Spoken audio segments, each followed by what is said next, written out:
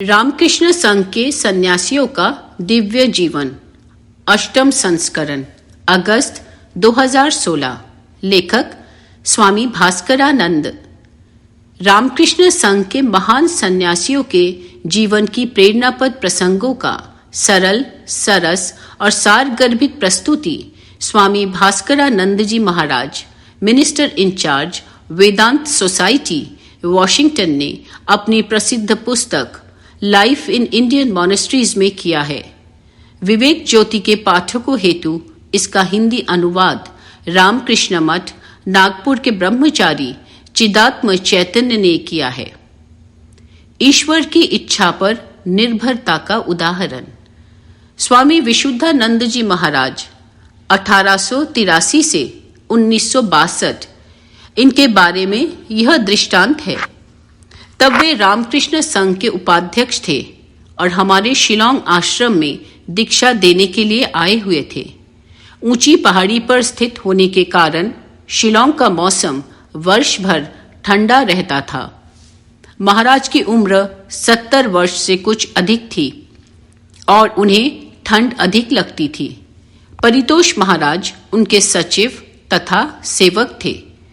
स्वामी विशुद्धानंद जी महाराज शिलोंग में रहते समय प्रतिदिन गर्म पानी में स्नान किया करते थे। वे जिस स्नानागार का उपयोग करते थे वह पुराने समय का था और उसमें गर्म पानी का नल नहीं था। महाराज के स्नान के लिए रसोई घर से पानी गर्म करके उनके स्नानागार में रख दिया जाता था। परितोष महाराज रसोई घर से एक बाल्टी उबला हुआ पानी स्नान घर में रखते थे। वे इसके साथ ही एक बाल्टी ठंडा पानी और एक बाल्टी कुनकुना पानी भी पास में रख देते थे, क्योंकि महाराज अपनी आवश्यकतानुसार कुनकुने पानी में गर्म पानी मिलाकर अधिक गर्म कर सके या कुनकुने पानी में ठंडा पानी मिलाकर अधिक ठंडा कर सके। महाराज का हाल ही में मोतियाबिंद का ऑपरेशन, कैटरैक्ट सर्जरी हुआ था। ऑपरेशन के बाद उनको पहनने के लिए एक विशेष प्रकार का चश्मा दिया गया था, जिसे पहने बिना वे अच्छी तरह नहीं देख पाते थे। स्नान करने के पूर्व उनको चश्मा निकालना पड़ता था। एक दिन वे स्नान करने के लिए गए। स्नान घर में मंद प्रकाश के कारण गर्म पानी को कुनकुना पानी समझकर उन्होंने एक मग पानी अपने शरीर पर डाल दिया। तुरंत ही उनके शरीर का चमड़ा जल गया। वे चिल्ला उठे, ओह, मेरा शरीर जल गया। कुछ क्षण बाद ही उन्होंने कहा, नहीं, ठीक है, यह जगदम्बा की इच्छा है। उनके सेवक परितोष महाराज स्नान घर के बाहर खड़े थे। उन्होंने महाराज की आवाज सुनी। उन्होंने अविलंब डॉक्टर को सूचित किया तथा आवश्यकतानुसार महाराज की चिकित्सा की गई। उस दिन सुबह महाराज भक्तों को दीक्षा देने वाले थे, जिसे एक दिन आगे बढ़ाना पड़ा। मृत्यु भय को जीतने वाले अज्ञात वीर सन्यासी। श्री मां शारदा देवी कहती थी, गरिमामयी मृत्यु कैसे हो, यह सीखना चाहिए। मृत्यु का भय मनुष्य की जन्मजात प्रवृत्ति है। यद्यपि अधिकांश लोग मृत्यु से डरते हैं, तथापि मृत्यु के समय कुछ असाधारण व्यक्तियों में महान साहस प्रकट होता है। रामकृष्ण संघ के मेरे 43 वर्षों में अभी तक मैंने एक भी ऐसा सन्यासी नहीं देखा जो मृत्यु से भयभीत हुआ हो। मैंने बहुत से युवा एवं वृद्ध सन्यासियों को शरीर त्याग करते हुए देखा है। ब्रह्मचारी ज्ञान 1876 से 1963 नामक एक साधु थे। वे स्वामी विवेकानंद के शिष्य थे।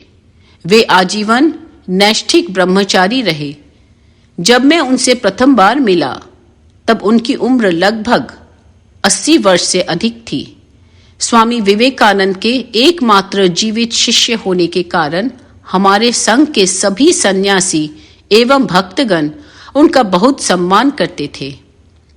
ज्ञान महाराज कुछ समय से वृद्धावस्था के रोगों से कष्ट भोग रहे थे, लेकिन सन्यासीगण कहते थे कि वे अपने गुरु स्वामी विवेकानंद जी की जन्म शताब्दी महोत्सव देखे बिना शरीर का त्याग नहीं करेंगे।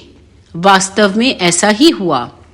जनवरी 1963 ईस्वी में स्वामी विवेकानंद के जन्म शताब्दी महोत्सव के पश्चात महाराज का स्वास्थ्य अचानक अधिक खराब हो गया। एक दिन हमने सुना कि उनका स्वास्थ्य इतना अधिक खराब हो गया है कि किसी भी समय उनकी मृत्यु हो सकती है। यह सूचना मिलने के बाद बहुत से सन्यासी वृंद उनके कमरे में एकत्र हो गए। उन लोगों को देखकर ब्रह्मचारी ज्ञान महाराज ने विनोद करते हुए कहा, देखो कोई मर रहा है और सब लोग तमाशा देखने आए हैं। इसके कुछ ही समय बाद उन्होंने शरीर त्याग कर दिया। अब स्वामी संतोषानंद जी महाराज के बारे में एक दृष्टांत बताता हूं। वे श्री मां शारदा देवी के शिष्य थे। जब मैं उनसे पहली बार मिला तब उनकी उम्र लगभग 70 वर्ष की रही होगी।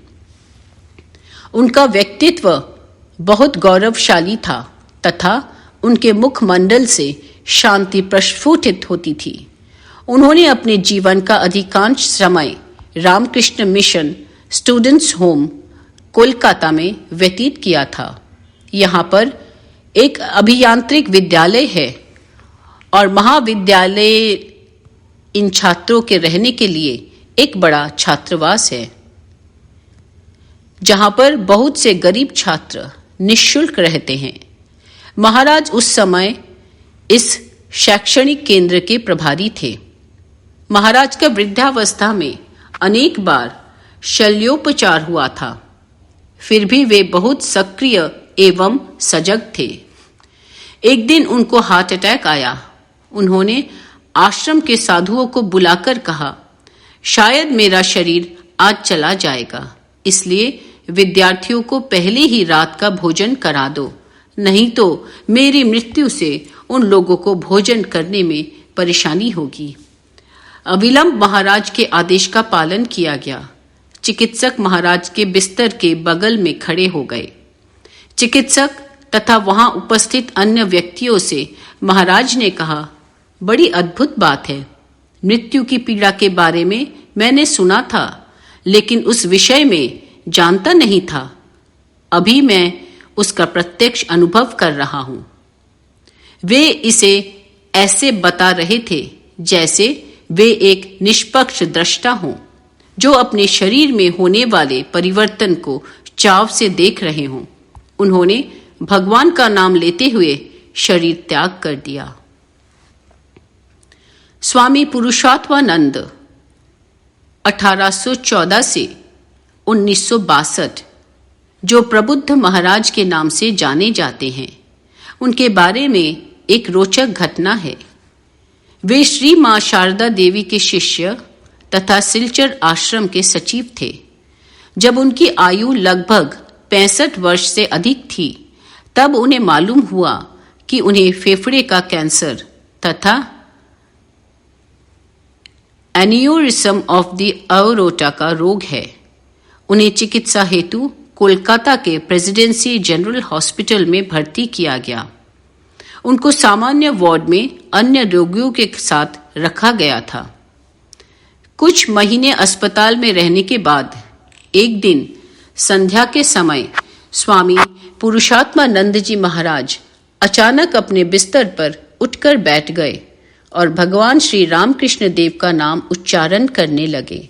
कुछ समय बाद उन्होंने मां शारदा को संबोधित करते हुए कहा, मां, तुम आई हो, थोड़ा ठहरो, मैं आ रहा हूं।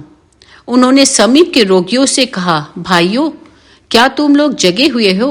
मेरा समय समाप्त हो गया, मैं जा रहा हूं।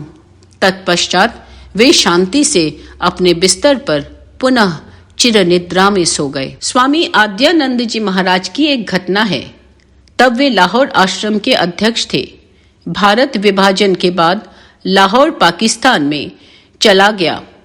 पाकिस्तान में आश्रम चलाना असंभव हो गया था, अतः महाराज वहां से पुनः भारत आ गए और चंडीगढ़ में एक नया आश्रम शुरू किया। आद्यानंद जी महाराज अपने विनोदी स्वभाव के लिए प्रसिद्ध थे। मजाक करना उनकी आदत थी। प्रतिदिन रात्रि भोजन के बाद साधु वृंद समूह में किसी धार्मिक पुस्तक का पाठ करते हैं। एक दिन रात्रि पाठ के पश्चात स्वामी आद्यानंद जी महाराज ने हंसते हुए उपस्थित साधुओं से कहा, आज रात को मैं शरीर को छोड़ दूंगा। उस समय वे पूर्ण स्वस्थ थे, अतः सन्यासियों ने सोचा कि हमेशा की तरह वे मजाक कर रहे हैं। लेकिन सुबह उन लोगों ने देखा कि महाराज की निद्रा में स्वाभाविक मृत्यु हो चुकी है। जय श्री राम कृष्ण।